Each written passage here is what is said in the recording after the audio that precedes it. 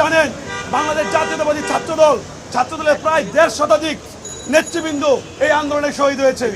এই নেতৃবৃন্দ আপনারা জানেন বেসরকারি বিশ্ববিদ্যালয়ের ছাত্রদলের প্রায় 7 জন নেতৃবৃন্দ এই আন্দোলনে শহীদ হয়েছে। প্রিয় সমাবেশ, আপনারা জানেন প্রায় 1.5 শতাধিক শিক্ষার্থী বেসরকারি বিশ্ববিদ্যালয়ের শিক্ষার্থীরা নিহত হয়েছে। সুতরাং এই বৈষম্য বিরোধী প্ল্যাটফর্মটি কুক্ষিগতভাবে 2-3 জন ব্যক্তিবর্গ তাদের আন্ডারে নিয়ে বিভিন্ন জায়গায় কমিটি করে চাঁদাবাজি, দখলবাজি এবং সন্ত্রাসের কায়েম করেছে। আমরা আজকের এই সমাবেশ থেকে বলতে চাই, এই বৈষম্য বিরোধী প্ল্যাটফর্মের কার্যক্রম ছিল জুলাই আগস্টের বিপ্লব পর্যন্ত। এরপরে আমরা এই বৈষম্য বিরোধী প্ল্যাটফর্মটি অকেজো বলে দাবি জানাই এবং আমি আমাদের সভাপতির সাথে একমত হয়ে এই বৈষম্য বিরোধী প্ল্যাটফর্মটি ব্যানারটি বিলুপ্ত ঘোষণা করার জন্য সকলের প্রতি, দেশের প্রতি আহ্বান জানাই, সরকারের কাছে আহ্বান জানাই।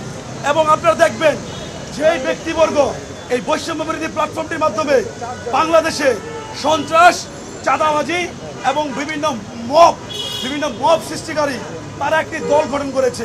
তারাই দেখবেন আবার নির্বাচন চায় না।